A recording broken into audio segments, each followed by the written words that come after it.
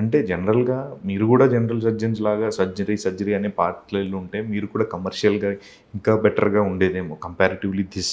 So మీరు ఎందుకు ఆ పాత్రను చూస్ చేసుకోలేదు? ఎందుకు ఆల్రెడీ మీరు అన్నట్టు 35 years 40 years back already treatment ఉంది అండ్ ఈ ఇయర్స్ ఎవరు ప్రాక్టీస్లో పెట్టలేదు అండ్ వాడుకలో లేదు. బట్ ఇప్పుడు మీరు చేయడం వల్ల జనాలు మిమ్మల్ని ఎంతవరకు నమ్ముతారు సార్? అండ్ సక్సెస్ రేషియో ఏ విధంగా ఉంది ఇందులో? ఇప్పుడు నువ్వు అన్న క్వశ్చన్కి ఏంటంటే అసలు ఎందుకు మీరు ఈ పాత్ తీసుకున్నారు? ఎందుకు తీసుకున్నానంటే నేను అసలు ఎందుకు సర్జరీ మీద నాకు అంటే నేను అంతా దాన్ని డౌట్ఫుల్గా చూస్తాను, సర్జరీ అవసరం లేదు అంటున్నాను. ఎందుకంటే నేను అనస్థీషియా డాక్టర్ని. అనస్థీషియా డాక్టర్ అంటే తెలుసు కదా, మత్తిస్తాం. నేను ఇప్పుడు మన హైదరాబాద్లో ఒక ఆర్థోపెడిక్ సర్జను ఎక్కువ మోకాలు ఆపరేషన్ చేశాడు, ఒక 20,000 25,000 అనుకో. నేను ఒక 50-60 వేల కేసులకి మోకాలు ఆపరేషన్కి మత్తిచ్చుంటా. నడుములో ఇంజెక్షన్ ఇచ్చేస్తారు.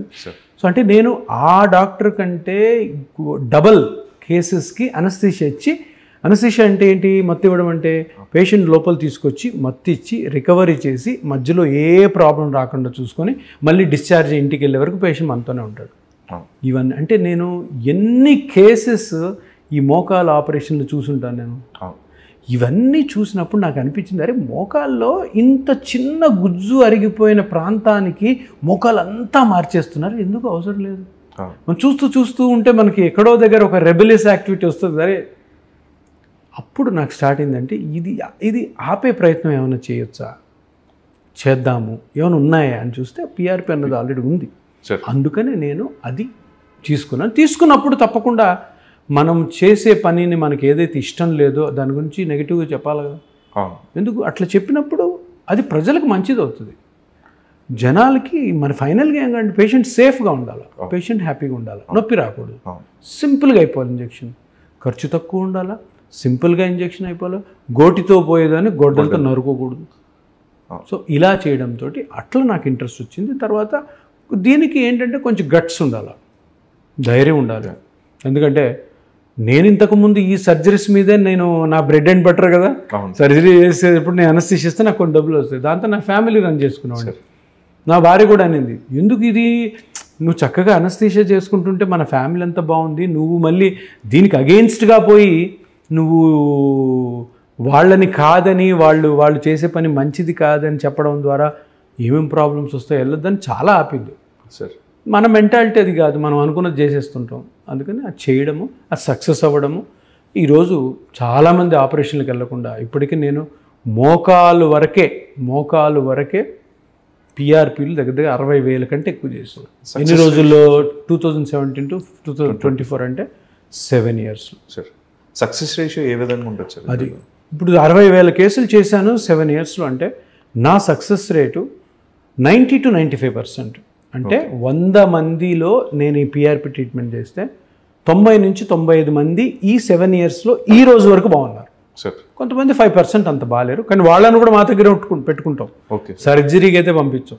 వాళ్ళకి చిన్న ప్రాబ్లమ్స్ వస్తుంటే వాళ్ళని మళ్ళీ స్కాన్ చేయడం, ఏ ప్రాబ్లం వస్తుంది, వాళ్ళ వల్ల తప్పు జరుగుతుందా, ఈ ట్రీట్మెంట్లో కార్టిలేజ్ పెరిగి వేరే ప్రాబ్లం వచ్చింది, వేరే ప్రాబ్లమ్స్ కూడా రావచ్చు కదా, అట్లా ట్రీట్ చేస్తాం, కానీ ఎప్పుడూ సర్జరీకి పంపించాం.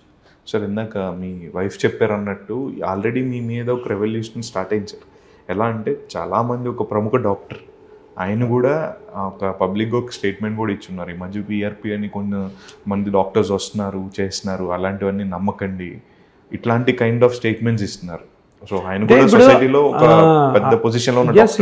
ఆయన పెద్ద డాక్టర్, నేను కూడా గురువుగా భావిస్తాను. ఆయన గురువు అంటే నా డైరెక్ట్గా నా పిఆర్పికి ఆయనకి సంబంధం లేదు, పెద్ద మనిషి అని. కాకపోతే ఏంటంటే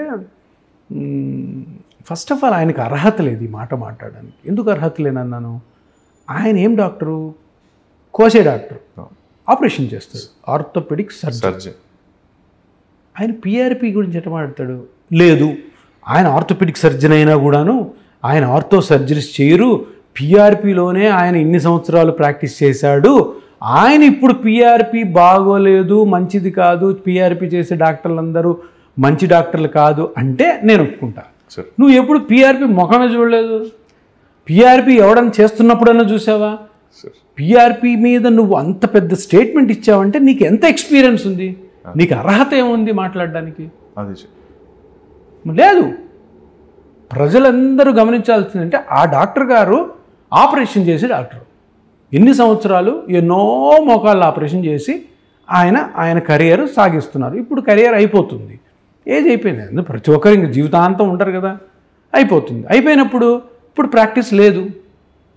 ఎందుకు పిల్లలందరూ వచ్చేసారు, వాళ్ళు ఆపరేషన్లు చేస్తున్నారు, ఎంతోమంది జూనియర్స్ వచ్చారు, ఈయన ప్రాక్టీస్ తగ్గిపోతుంది కాబట్టి ఎక్కడ పోతున్నారు నా కేసులన్నీ ఎత్తుక్కుంటే ఇపియాన్ హాస్పిటల్ పోతున్నాయి అన్ని కేసులు. ఎందుకంటే నువ్వేమో ఆపరేషన్ చేసే డాక్టర్, నువ్వు ఆపరేషన్ చేసే ఫేమస్ డాక్టర్, అందుకని ఇంతకుముందు ఆపరేషన్ అంటే ఇష్టం ఉన్న వాళ్ళందరూ నీ దగ్గరకు వచ్చారు. ఇప్పుడు ఆపరేషన్ అంటే ఎవరికి ఇష్టం లేదు, అందుకనే ఇపియానికి పోతున్నారు. అంతే, కథం కహాని. అది తట్టుకోలేకపోతున్నాడు. అభద్రతాభావం, ఎక్కడో ఇంటాలరెన్స్, ఏదో చేయాలి. ఏం చేస్తున్నాడు పాపం? ఆయనకి తెలియని విషయం ఏంటంటే ఆయన డైరెక్ట్గా మాకు పబ్లిసిటీ చేస్తున్నాడు. PRP గురించి మాట్లాడు అంతే, జూబ్లీ చెక్ పోస్ట్ అంటాడు. ఇప్పుడు ఈ PRP ట్రీట్మెంట్ గురించి ఎవరన్నా ఇష్టపడుతున్నారంటే ఆపరేషన్ ఇష్టం లేకే కదా. ఆపరేషన్ ఇష్టం ఉన్నవాడు ఏం చూడడు, పోయి ఆ డాక్టర్ ఏ డాక్టర్ ఎత్తుక్కొని చేశాడు. 99% పాపులేషన్లో మీరు ఒక 100 మందిని తీసుకొని, అరే బాబు మీ అందరికీ మోకాలు